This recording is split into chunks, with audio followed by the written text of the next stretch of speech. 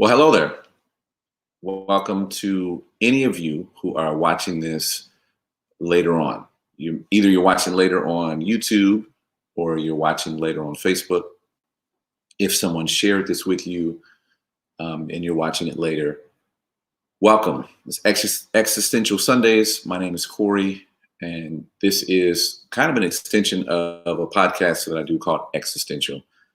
But you're welcome. I'm glad that you're here. Listen, if you're on Facebook and you are coming into this live right now, I want to encourage you to hit the share button.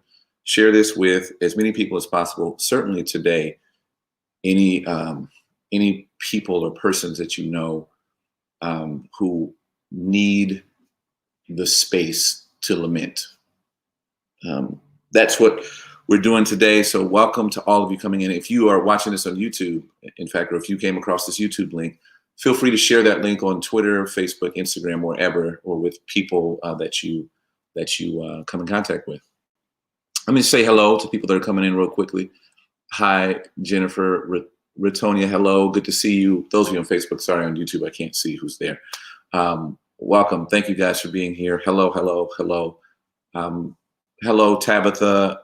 I'll say hello for a little bit longer while people are, getting their coffee in the lobby and coming inside. But please make sure you guys hit the share button and let people know that we are having this conversation today because it's so important. And I'm going to do something at the end of this that I've actually never done before today. So please share. Hey, Ariel, Anita, Nikki, good to see all of you. Thank you guys for being here. Now I'm going to turn off the comments so I can see the things that the lists that I've made. What up, B? Good to see you. So today is one of those days that I envisioned being able to be a part of for a long time. I was talking to my wife the other day about just when I look at like the majority of the churches that I see online or churches I've been a part of, I come from a background of church and faith and Christian faith. Which, by the way, if you're watching this and you're a person who doesn't practice a faith or religion, this is actually for you. You're welcome to be here. This is for the deconstructed. This is for the people who find themselves with a lot of questions about faith, about God, about the constructs in society that we live as a part of. So you are welcome here. This is what it's for. But my background is church, and I was talking to my wife about this sort of like trope, if you will, of American Protestantism, where everything is always so cheery, everything is always so upbeat. It's like God's doing these amazing things, and it's always like this is always the posture, right? It's always that big, grand, excited, happy, and very rarely, if ever, really, is there a space to lament. And I can remember being at a church not too long ago when Charlottesville happened, and I'm sitting there in church, and I get a text message from my oldest daughter telling me about Charlottesville, and I didn't know what was going on. So I go to Twitter there in church, and I'm watching these white men with tiki torches, and I'm seeing them chant things that are anti-Black, and my first thought was, oh my God, my daughter saw this.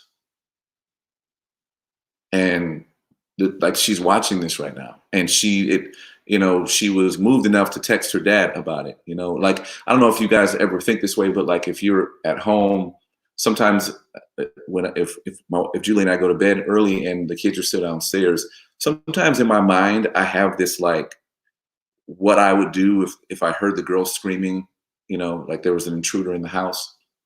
I kind of envision that moment, like for my daughter texting me saying, "Are you seeing this, Charlottesville?" It's almost like there's an intruder in her space. And this wasn't the first time she had seen racism, but I think this might have been the first time she saw it on a national level where there was a literal rally happening of anti-Blackness. And I'm sitting there in this church, and from the moment I saw that video on Saturday night through the rest of the weekend, because the church had Saturday night and Sunday mornings, when the teacher was up on the stage teaching, all I heard was the same noise that you hear if you watch the Charlie Brown Teacher. It's just a wonk, wonk, wonk, because emotionally I had moved into a different space. I had moved into a different place where I didn't want to just sit and hear some scripture and some arbitrary application, some abstract ideas that did not actually speak to what was happening in the world, and certainly not just happening in the world, but happening in our world in a way that affected us. Like we were on the pointy end of a tragedy in the world, not just tragedy. We are on the pointy end of what America has always shown us to be true, is that there is an anti-Black sentiment that runs throughout the fabric of the country.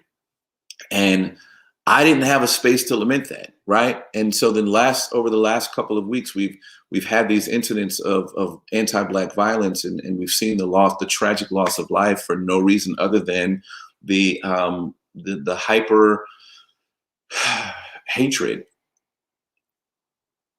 of Black folks that this country was founded on. And so today what I wanted to provide was a space to lament Black bodies.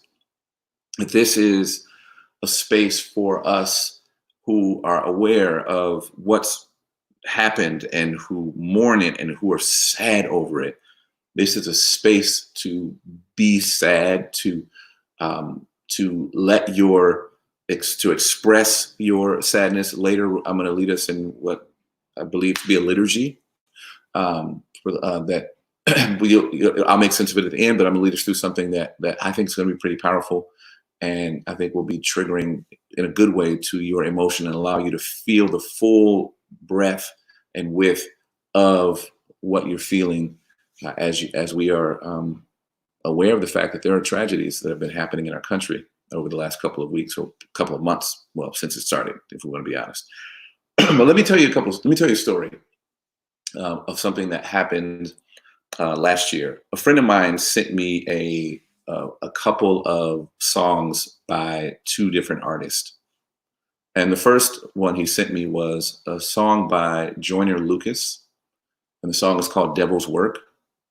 And I looked at, I clicked on the link, it was a YouTube link, and I looked at the song, and it had like parental advisory at the bottom. So I'm like, okay, cool, this is going to be a song. He thinks this song is dope that he's sharing with me. So I went to listen to it, and I start hearing Joyner Lucas talk about God, and I'm like, wait a minute. So I go back and look to make sure I see the parental advisory, and I'm like, as I'm hearing him talk about God, I'm now intrigued, because what I expect to hear because of the parental advisory is what I expect to hear is something really strong.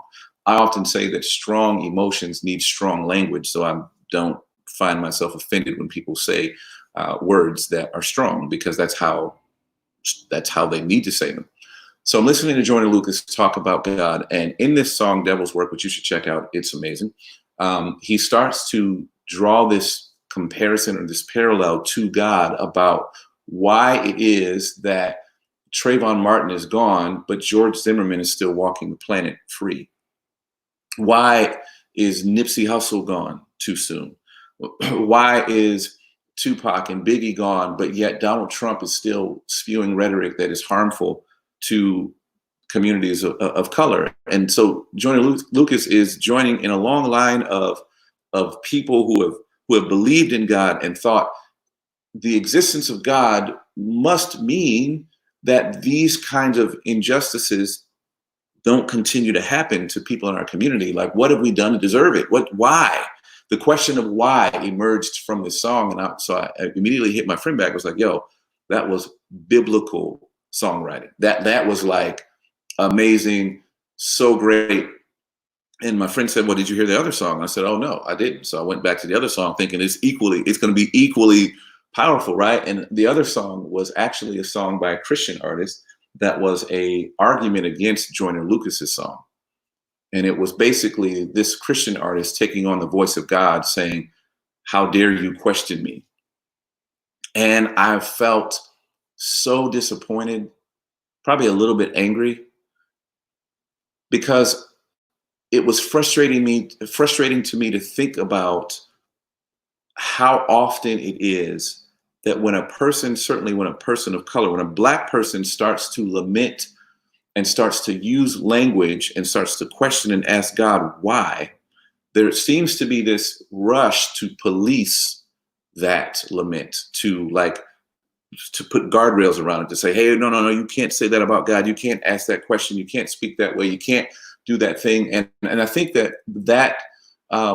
policing, that sort of corralling of Black people's sorrow comes from a couple places. That's really one place. And so if you allow me to just take a moment and really speak about what I believe this is, it's a little bit complicated. So you may want to ask questions in the comments on Facebook or even on YouTube. You can get to me and ask questions if it's not totally clear to you when I finished saying this. But it's two things that are intertwined. It's fundamentalist Christians, and fundamentalist Christians stems from a time in America where Christians felt like they needed to combat science and defend faith from science.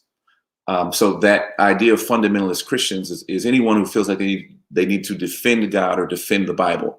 So there's one group or one sort of foundational belief system or structure that would cause someone to try to police Black lament, strong Black lament. The other is more obvious. It's white supremacy. It is whiteness in general. It is the construct of whiteness that is established to tell us who's on top, who's in charge. I mean, you guys have probably all heard it or seen it written down somewhere that America's system is not broken. It's functioning the way it's supposed to. It is operating the way white supremacy structured America to work. Case in point, we know that the coronavirus has had a disproportionate impact on communities of color. Well, duh, of course it would.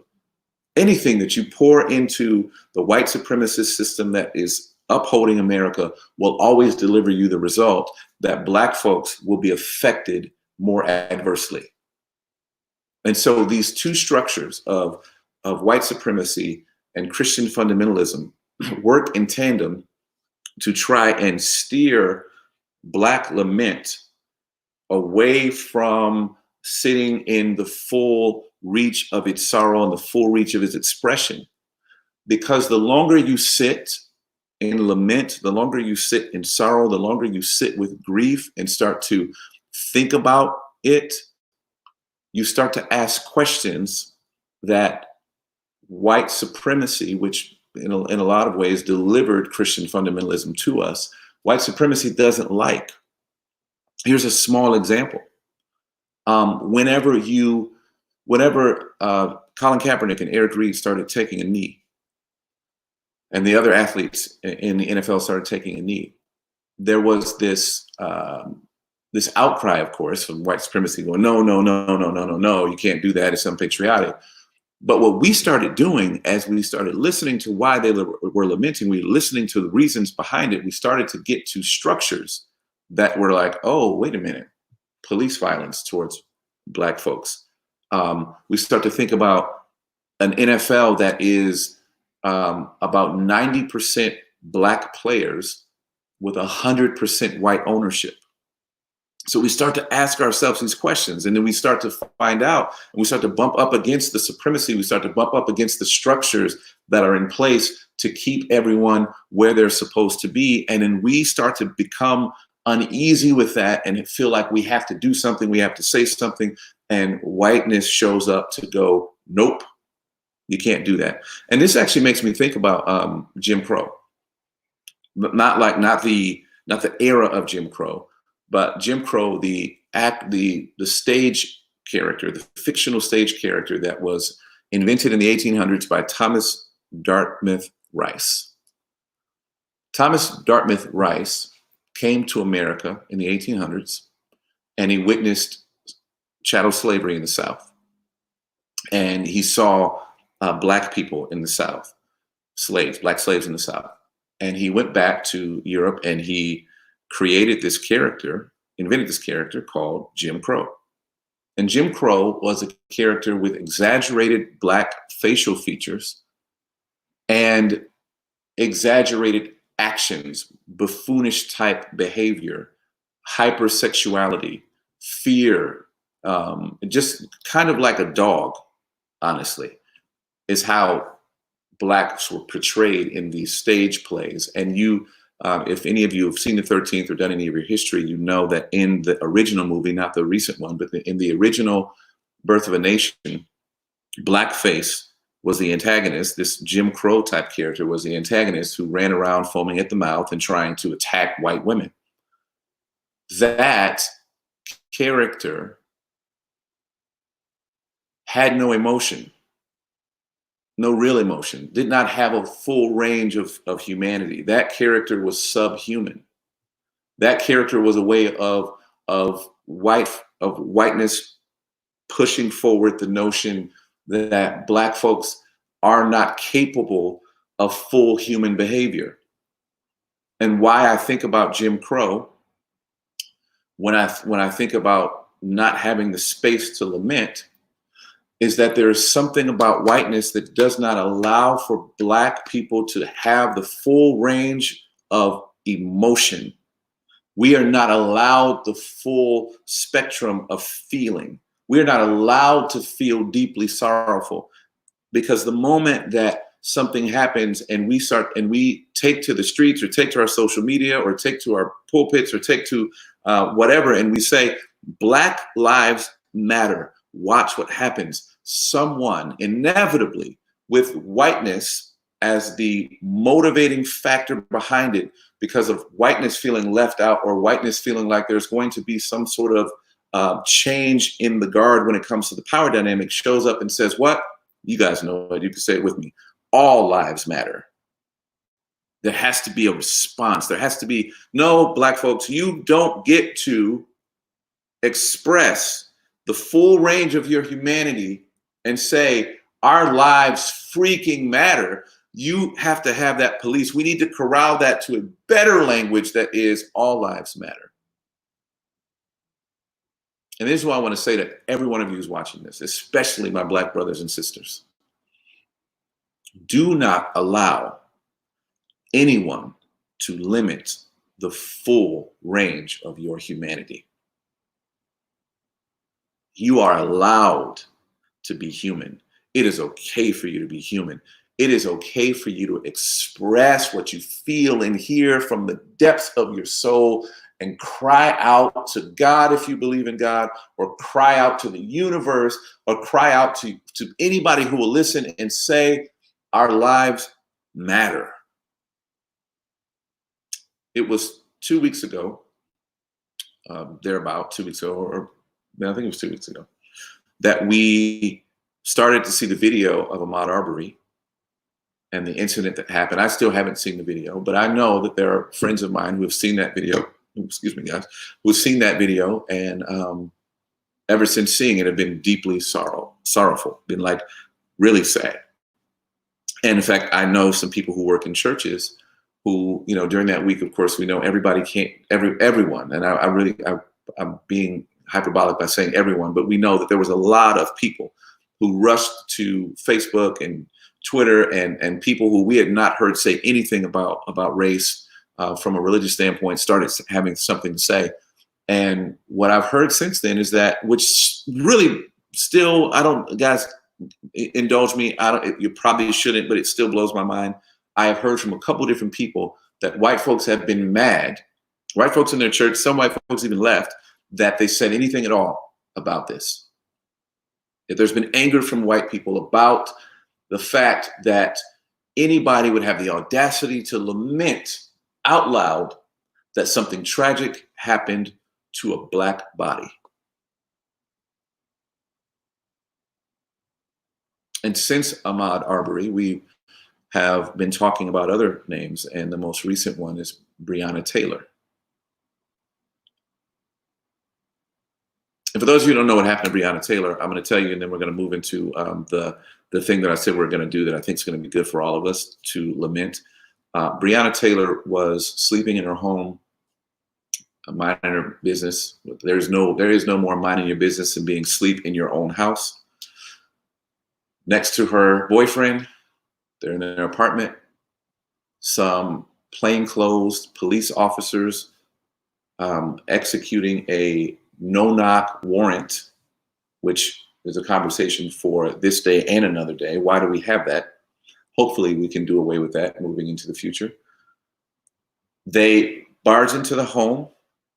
Brianna's boyfriend has a firearm for which he is licensed to carry. And as they bust into the room, he does with anybody who has a gun, sees some strangers in your house that don't identify themselves as police, that don't say anything at all. They just barge into your house. He starts firing. They fire back 8 shots. 6 of those shots hit Brianna. She dies instantly.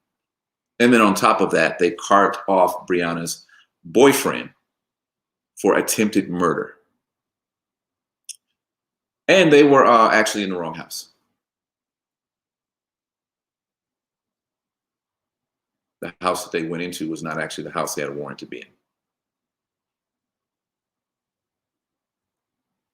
And that makes me furious. But I don't just want to be furious. I want to tap into the spiritual power that exists. Again, when I say spiritual power, you don't have to believe in Yahweh or Elohim or El Shaddai or Allah or whoever, whatever names, Buddha, whatever names are out there for you to reject when it comes to the notion of God. I'm not talking about that right now. I'm talking about a spiritual practice, something that is transcendent, that is beyond our own human capacity to feel pain and hurt and anger, a place to put it. Maybe that's even in our collective practice today, right? But I thought it was important to name her, and I think it's important to name some other names. But there's a verse in Psalms, and it's Psalm 72:14. This is actually the back half of it. The first half of it says, God will redeem their lives from oppression and violence, and dear shall their blood be in God's sight. I kind of found this to be an interesting verse because it kind of feels very human to me, right? It feels like I'm expecting that God will redeem our lives from oppression and violence. But what I've witnessed is that sometimes God doesn't. So I have to then believe that their blood, that the blood of those to whom God has not redeemed from oppression or violence is dear to God. I'm choosing to believe today that Breonna Taylor and the rest of the names that we're about to mention, that their lives, that their blood is dear in God's sight. Now, what I want to do now is I'm going to read their names, and I want you to say their names after me, right where you are, wherever you are, if you're at home, if you're whatever. You don't have to be Black to participate in this. In fact, if you're not Black it's important that you do participate in this because you begin to truly empathize with what it is to be Black in America. And hopefully this emotional experience can be a catalyst for you to stay with us beyond the news cycle, to continue to be a part of our lament and our hope for a better world. So I'm going to read the names you read after me. Oscar Grant, Wanda Johnson, Trayvon Martin, Sabrina Fulton, Lucy K. McBath, Jordan Davis, Rakaya Boyd, Geneva Reed Veal, Philando Castile, Valerie Castile, Nia Wilson, Alicia Grayson, James Bird, Stella Bird, Eric Garner, Gwen Carr, Tamir Rice, Samaria Rice, Michael Brown, Leslie McSpadden, Azeel Ford, Tribothia Ford, Orlando Barlow, Stefan Clark, Nina Pop, Renisha McBride, Monica McBride, Dante Parker, Deltra McCoy, John Crawford, Tressa Sherrod, Alonzo Ashley, Gail Waters, Kamani Gray, Carol Gray, Dante Price, Sabrina Riley, Victor Steen, Cassandra Steen, Freddie Gray, Gloria Darden, Sean Bell, Valerie Bell, Amadou Diallo, Sean Reed, Dimitri Wynn, Doug Lewis, Tatiana Jefferson, Botham Jean, Ahmaud Arbery, and Breonna Taylor.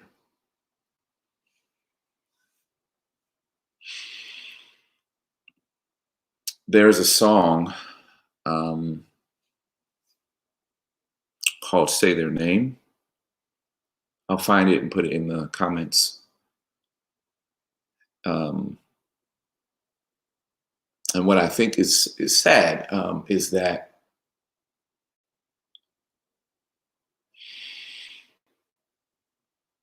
if I wrote this song today,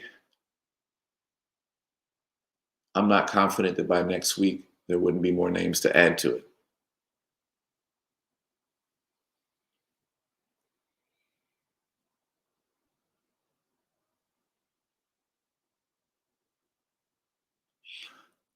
But all I can hope, and my list wasn't the entire list. I tried to find the most exhaustive list that I could possibly find. I'm sure if I found the exhaustive list, I could be the whole time that we were together would just be reading their names.